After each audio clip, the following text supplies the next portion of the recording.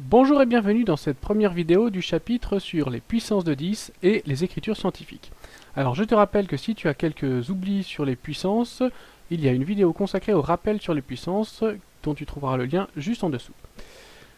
Alors, on va voir les puissances de 10 et on va surtout voir quand est-ce qu'on peut les trouver et les utiliser.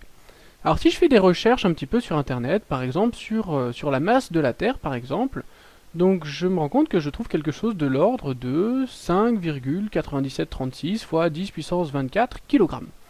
Notation un petit peu bizarre. Si je cherche maintenant l'épaisseur d'une feuille de papier, 9,8 fois 10 exposant moins 5 mètres. Bon. Distance Terre-Lune, 3,844 fois 10 puissance 5 km. Donc, on retrouve des notations un petit peu bizarres qu'on n'a pas encore rencontrées jusqu'à l'heure actuelle. Si on regarde un petit peu ces notations, elles ont toutes la même forme, le même principe. C'est-à-dire qu'on trouve un nombre à virgule multiplié par une puissance de 10. Donc avant de rentrer dans le détail de cette notation, là un petit peu spéciale, on va regarder et on va faire un travail sur les puissances de 10 parce qu'on voit que dans cette notation, elles sont indispensables. Voyons les puissances de 10 et commençons par les puissances d'exposants positifs. Pour bien comprendre la règle, nous allons commencer par un exemple. Si on prend 10 puissance 5 ici, on se souvient que c'est 10 fois 10 fois 10 fois 10 fois 10. Donc 10 revient à 5 répétitions. Quand on multiplie, 10 fois 10 ça fait 100, fois 10, 1000, etc., etc. À chaque fois on rajoute un 0. Finalement on se retrouve avec un résultat qui est 100 000, c'est-à-dire un 1 suivi de 5 zéros. Cette règle, c'est la règle que nous allons retenir, à savoir que pour tout entier positif n, 10 puissance n, c'est un 1 suivi de n0. Donc ce sera toujours un nombre de la forme 1000, 100, etc., etc. Un 1 suivi par que des zéros. Par exemple, si on prend 10 puissance 7, ben c'est un 1 suivi de 7 zéros, ce qui nous fait 10 millions. Si on prend 10 puissance 3, un 1 suivi de 3 zéros, ça fait au passage 1000. Si on parle de 1 million maintenant, on compte le nombre de zéros, il y en a 6, donc ce sera logiquement 10 puissance 6. Et pour terminer, 1 milliard, on voit qu'il y a 9 zéros, donc 10 puissance 9 tout simplement. Passons maintenant aux puissances d'exposants négatifs. Alors, si je reprends un exemple, 10 exposant moins 4. On l'a vu dans la vidéo de rappel, ça c'est 1 sur 10 fois 10 fois 10 fois 10. On retrouve toujours la multiplication, sauf que cette fois-ci elle est au dénominateur puisque l'exposant est négatif.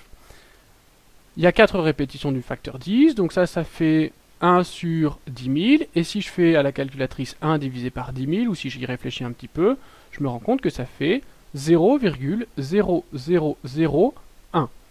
Autrement dit, on retrouve toujours nos 4 zéros. Attention maintenant, il y a un 0 avant la virgule et le reste des zéros après. Donc tu peux réfléchir de deux façons. Soit tu te dis qu'il y a 4 zéros, soit tu te dis qu'il y a 4 chiffres après la virgule, ça revient au même. 10 puissance moins n, propriété générale, c'est 0,000, etc. suivi d'un 1 avec l'apparition de n fois le chiffre 0, ou autrement dit, n chiffres après la virgule. Voyons des exemples. 10 exposant moins 5, ça va être 0,00001. Un 0 avant la virgule, 4 zéros après la virgule, ce qui nous fait un total de 5 zéros. 0,01. 0,01, je compte le nombre de zéros, il y en a 2, donc ça fait 10 exposant moins 2. Au passage, ça c'est un centième.